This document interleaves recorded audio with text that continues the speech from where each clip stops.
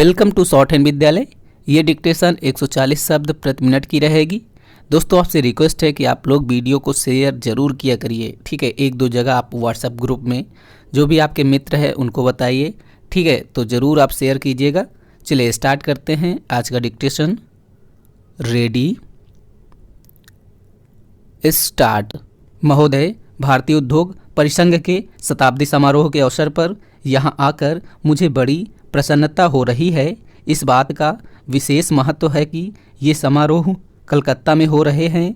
हमारे देश के औद्योगिकरण में इस शहर ने अग्रणी भूमिका निभाई है। कलकत्ता हमारा पहला औद्योगिक व व्यापारिक केंद्र था, जहाँ विशेष रूप से चाय, पटसन और इंजीनियरिंग उद्योगों से संबंधित गतिविधियाँ केंद्रित थीं। अपनी महत्वपूर्ण सामरिक स्थिति के कारण यह पूर्वी भारत की प्रगति और अभिवृद्धि का मुख्य केंद्र बना रहेगा। हमारी नई नीतियों के परिणाम स्वरूप जिस नई पहल और प्रेरणा का प्रादुर्भाव हो रहा है, उससे मेरा विश्वास है कि कलकत्ता शहर का और इस सारे क्षेत्र का कायापलट हो जाएगा। मैं आपको बिल्कुल अभी हाल में प्राप्त एक महान सफलता के लिए भी बधाई देता हूँ, और यह इस क्षेत्र के औद्योगिकरण के लिए एक बड़ा अच्छा शकुन है।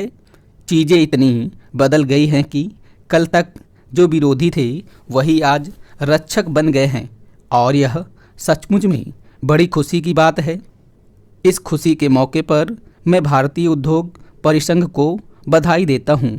सन 1895 में केवल 5 इंजीनियरिंग कंपनियाँ इसकी सदस्य थी। आज इसमें इतना बदलाव आया है कि यह 3000 सदस्यों वाला एक शीर्ष संगठन बन गया है, जिसमें बड़े, मध्यम और छोटे सभी उद्योग शामिल हैं, और यह वास्तव में एक शानदार सफलता है। आपके संगठन में सभी विविध प्रकार के व्यावसायिक और औद्योगिक हितों का समावेश है।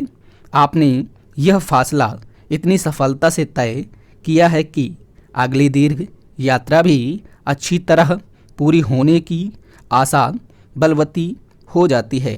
जब हम यात्राओं की बातें करते हैं तो इस अवसर पर यह विचार करना भी उचित ही होगा कि हम कहाँ पर थे, आज हम कहाँ हैं और हमारा लक्ष्य कहाँ जाने का है।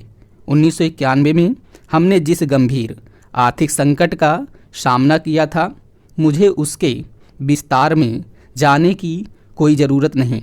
आज आप जितने लोग यहाँ उपस्थित हैं, उन सबको उस संकट के बारे में व्यक्तिगत और प्रत्यक्ष जानकारी है। यह भी अच्छी बात है कि लगता है कि लोग संकट के उन दिनों को भुला बैठे हैं, और मानव प्रकृति का यह बहुत अच्छा गुण है। इसलिए आइए यह देखें कि आज हम कहाँ खड़े हैं। जैसा कि आपको भी लगता है कि हमारी अर्थव्यवस्था पुनः उठ रही है, और विशेषकर उद्योग के क्षेत्र में, निर्माण के क्षेत्र में वर्ष के पहले 4 महीनों में जो 9% की वृद्धि हुई है, वह निसंदेह उत्साहजनक है। चूँकि यह प्रगति बड़ी व्यापक है और औद्योगिक क्षेत्र के सभी खंडों में हुई है, इससे हमारी अर्थव्यवस्था को बड़ा बल मिला है। पिछले 3 वर्षों में उद्योगों की आधारिक संरचना में निरंतर सतत प्रगति दिख पड़ती है। उपभोक्ता वस्तुओं के निर्माण में भी लगातार सुधार हो रहा है। महोदय, आर्थिक पर्यावरण में सब तरफ समायोजन होने लगा है। कृषि के क्षेत्र ने आर्थिक पुनरुत्थान में बहुत ही महत्वपूर्ण भूमिका निभाई है, और वास्तव में तो इससे हमारी अर्थव्यवस्था के बाकी सभी क्षेत्रों को गति मिली है।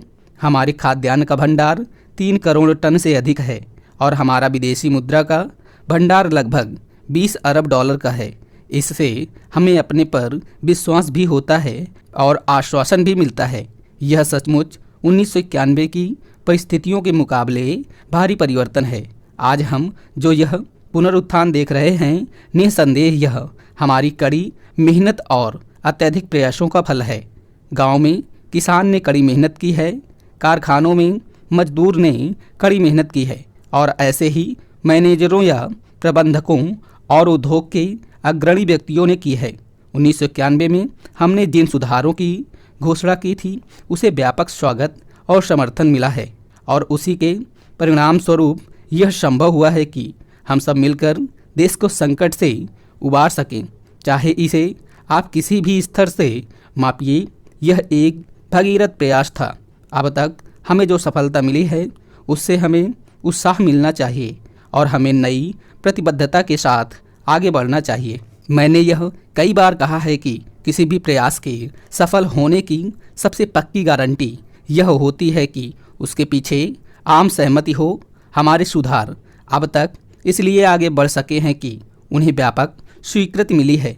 अब तक मेरा यह प्रयास रहा है, अब भी यही प्रयास है और आगे भी यही प्रयास रहेगा कि इन सुधारों पर आधारित हमारी आर्थिक नीतियों के पैरामीटर को आम सहमति मिलनी चाहिए ताकि यह नीति सच्चे अर्थों में स्थिरता ला सके। आज जब मैं स्थिति का जायजा ले रहा हूँ तो मुझे यह देखकर प्रोत्साहन मिलता है कि सचमुच में ऐसी ही स्थिति है। मुझे निश्चय है कि सभी राज्य यह चाहते हैं और यह उनकी आवश्यकता भी है कि तेजी से औद्योगिकरण हो। निजी क्षेत्र में भी कुछ राज्य सरकारें कभी कभी केंद्रीय सरकार से इसलिए रुष्ट हो जाती हैं कि वह उन्हें उतना धन नहीं देती जिसकी वे मांग करती हैं, परंतु उनकी नाराजगी इसलिए कम हो जाती है क्योंकि वे जानती हैं कि केंद्र सरकार के पास भी उस प्रकार का धन नहीं होता जिसकी वे मांग करती हैं। वे सरकारी क्षेत्र में उद्योगों की मांग करती हैं जो उचित भी है, परंतु फिर वे अनिच्छापूर्वक इस बात के लिए सहमत हो जाती हैं कि वे उद्योग निजी क्षेत्र में खोले जाएं और उसके पीछे सबसे बढ़िया कारण यह है कि वे भी जनता के लिए आवश्यक है। इस तरह विभिन्न कारणों से इन सुधारों या उनकी भावना के प्रति आम सहमत हो गई है। मैं और किसी चीज़ की मांग नहीं कर रहा और मैं बिना किसी हिचक के आज यह घोषणा करना चाहूँगा, स्टॉप।